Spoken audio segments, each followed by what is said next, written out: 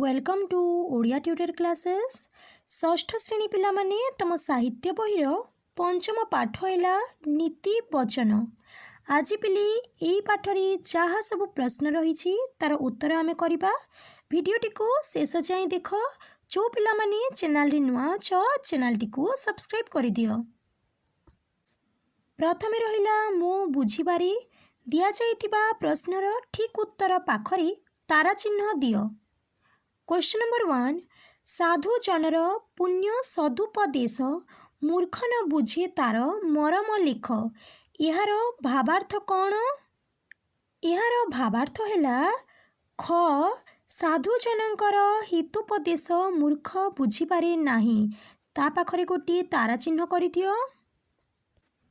Question number 2 गोटिए गुण मध्य गोटिए दोष सुधा कलसे विष बिंदु सदृश। एठारे भल गुण को कहा सहित तुलना करा जायछि? आंसर हेबो घ सुधा कलश। नेक्स्ट ला मिलीमिशी जोड़िबा। कवितार केतोटी पद क स्तंभरी और भावार्थ ख स्तंभरी दिया जायछि। पदगुड़ी को तार भावार्थ सह जोड़। पर अधीन होई रहे जे प्राणी असरंती जातना पाए से जानी। तार अर्थ हे जीव पर अधीन रे रहिले प्राणी अनेक जंत्रणा पाए। निज हृदय जेहु पारई जिणी संसारे सेही वीर मुकुटमणि। तार अर्थ हे जीव जार आत्मनियंत्रण शक्ति थाए से श्रेष्ठ वीर। गिरी पोषण एड़े कठिन होई खोलिले तहु पुणी जल झरई। तार अर्थ हे जीव कठिन पथर रे पूर्ण पहाड़ खोलिले सेथिरु जल मिली थाए। नेक्स्ट ला पद्यांश उपरे आलोचना। तले दिया जाइतिबा पद दुईटी संपर्क रे दलरे आलोचना कर। जो भावार्थ पाइल निज खातारे लेख। करे अछि यत्न अध्यवसाय उद्यम बळी असाध्य होई पारे साध्य भूतले। पिले ए दुईटी प्रश्न तमर सरलार्थ। आंसर प्रथमे लिखिदेव यत्न लास्ट को लिखिब भूतले। उक्त पद्यांशटी आम पठित साहित्य बहिर नीति वचन कवितारू आसीअछि। एठारे कवि रामकृष्ण नंद मनीष जीवन रे परिश्रम और निरंतर चेष्टार महत्व वर्णना करिसंती। कविंक मतरे ए दुनिया रे कौनसी कार्य असंभव नुहे। जदि जड़े व्यक्ति सठिक भाव रे यत्न करी कौनसी काम रे लागी पड़ी थाए बा अध्यवसाय जारी रखी एवं कठिन उद्यम बा परिश्रम करी तेबे से पृथ्वीर सबुठारु कठिन बा असाध्य कार्य को मध्य सफलतार सह संपूर्ण करि पारिबो। सफलता पाई केवल भाग्य उपरे निर्भर न करी कर्मठ हेबाकू कवि एठारे प्रेरणा देइछंती।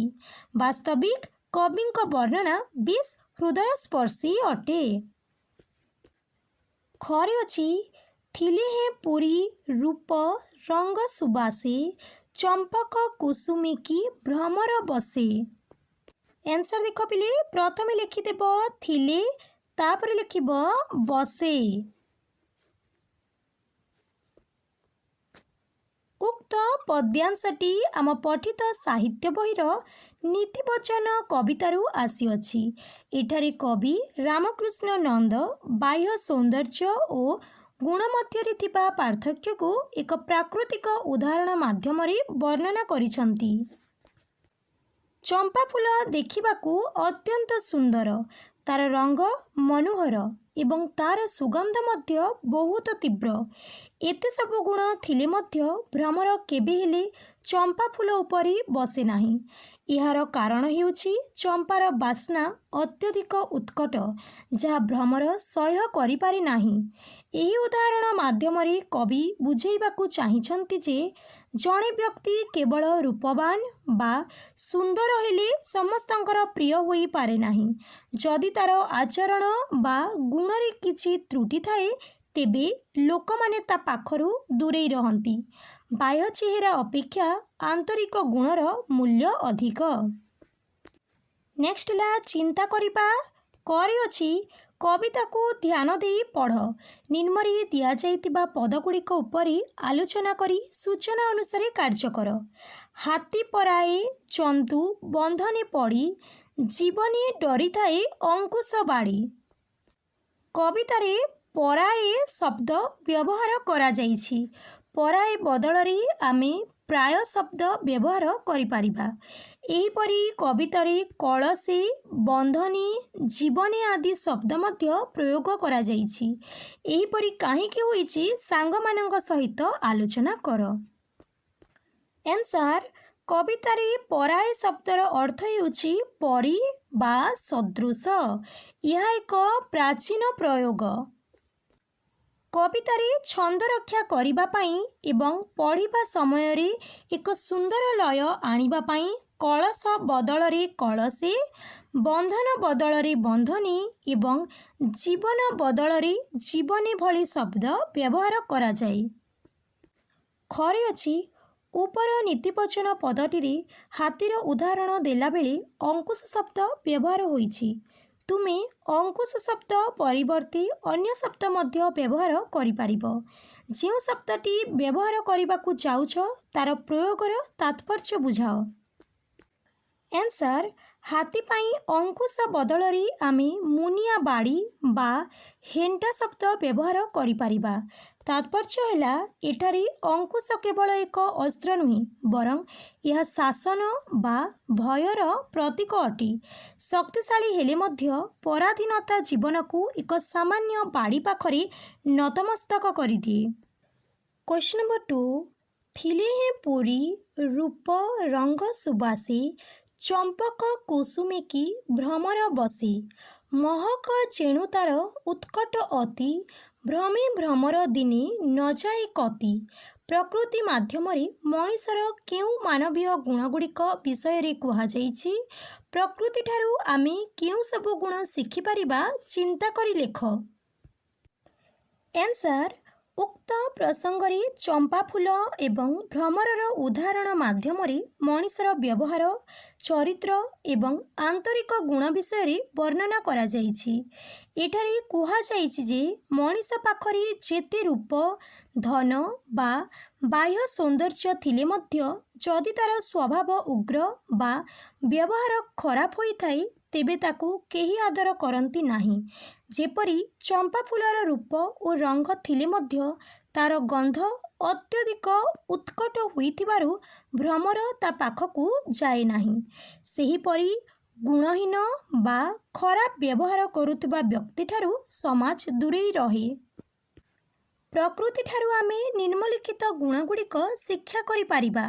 ନମ୍ରତା ଓ ଭଦ୍ର ବ୍ୟବହାର, ସହିଷ୍ଣୁତା, ଉପକାରୀ ହେବା, ଗୁଣର ସମ୍ମାନ। ଭ୍ରମର ଯେପରି କେବଳ ସୌନ୍ଦର୍ଯ୍ୟ ପଛରେ ନ ଗୋଡ଼େଇ ଗୁଣ, ମହକ ଖୋଜିଥାଏ ଆମେ ମଧ୍ୟ ମଣିଷର ରୂପ ନୁହେଁ ବରଂ ତାର ଗୁଣକୁ ସମ୍ମାନ ଦେବା ଉଚିତ। ନେକ୍ସଟ ହେଲା ଶବ୍ଦର ରୂପ। ଆସ ଶବ୍ଦମାନଙ୍କର ନୂଆ ନୂଆ ରୂପ ଜାଣିବା ଓ ସେଗୁଡ଼ିକୁ ବୁଝିବା। ଶବ୍ଦ ସମ୍ଭାର। ନିମ୍ନଲିଖିତ ଶବ୍ଦଗୁଡ଼ିକୁ ନିଜ ଭାଷାରେ ଲେଖ। ଏଠି ରହିଲା ଶବ୍ଦ। ଏଠି ଆମେ ମାତୃଭାଷାରେ ସମାନାର୍ଥକ ଶବ୍ଦ ଲେଖିବା।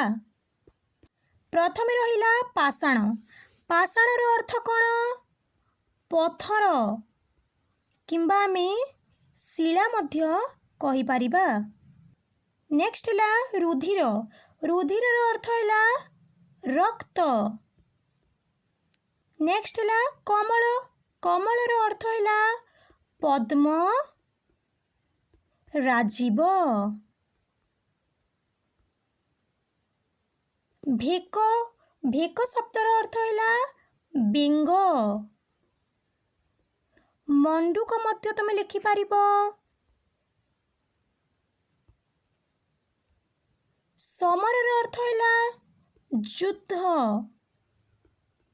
ରଣ ମଧ୍ୟ ହୋଇପାରିବ। କୁସୁମ। କୁସୁମର ଅର୍ଥ ହେଲା ଫୁଲ। ସୁମନ ମଧ୍ୟ ତମେ ଲେଖିପାରିବ। ସୁଧା। ସୁଧାର ଅର୍ଥ ହେଲା ଅମୃତ। नेक्स्ट है शब्द एक अर्थ अनेक पर अधीन रहे होइछि प्राणी असरंती जातना पाए से जानी उपयुक्त पद्यांश रे थिबा पर शब्दर अर्थ है अन्य सेही भली एहार अन्य अर्थ है पक्षीर पर एही भली किछि शब्द तले दिया जाइछि सेमानकर दुईटी लेखाए अर्थ बाहर कर एथिपाई तुमे शब्दकोश इंटरनेट अभिभावक बा शिक्षकों साहाय्य नहीं पारिबो। नीति शब्दर अर्थ है नियम प्रणाली अन्य अर्थ है पिली सु अभ्यास किंबा धर्मोपदेश।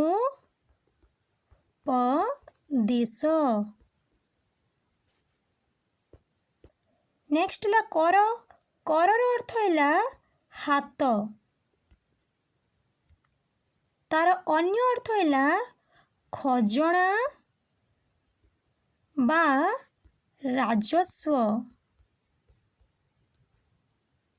पुर पुर शब्दर अर्थ है नगर सहर तार अन्य अर्थ है अंतःपुर।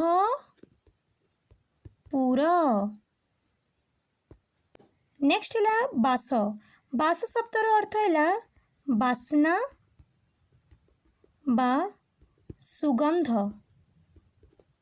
तार अन्य अर्थ है बास स्थान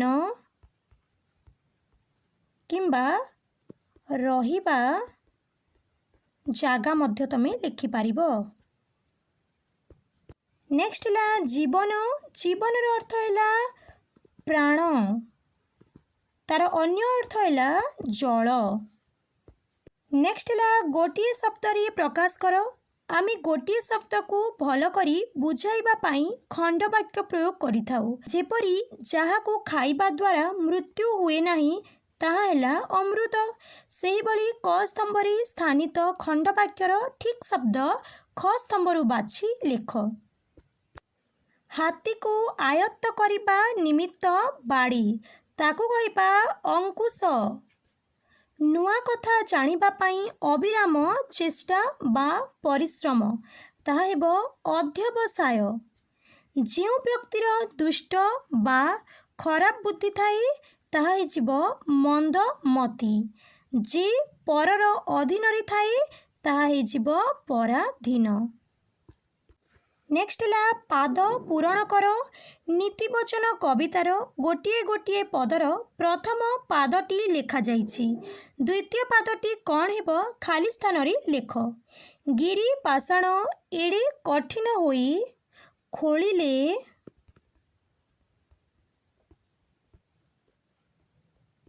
तहु पुणी जल झरई। साधुजनर पुण्य सदुपयोग मूर्ख न बुझे तार मरम लेस। देश चिणिली राजा लभई ख्याति वीर समर जिणी रखे कीरति। ताले एतिके थिला पिले तुमर पाठ्य अंतर्गत प्रश्न उत्तर भिडियोटी को लाइक करि दियो तुम सांग मानक सह शेयर करि दियो जो पिला माने चैनल रे नुआ छ चैनल टी को सब्सक्राइब करि दियो।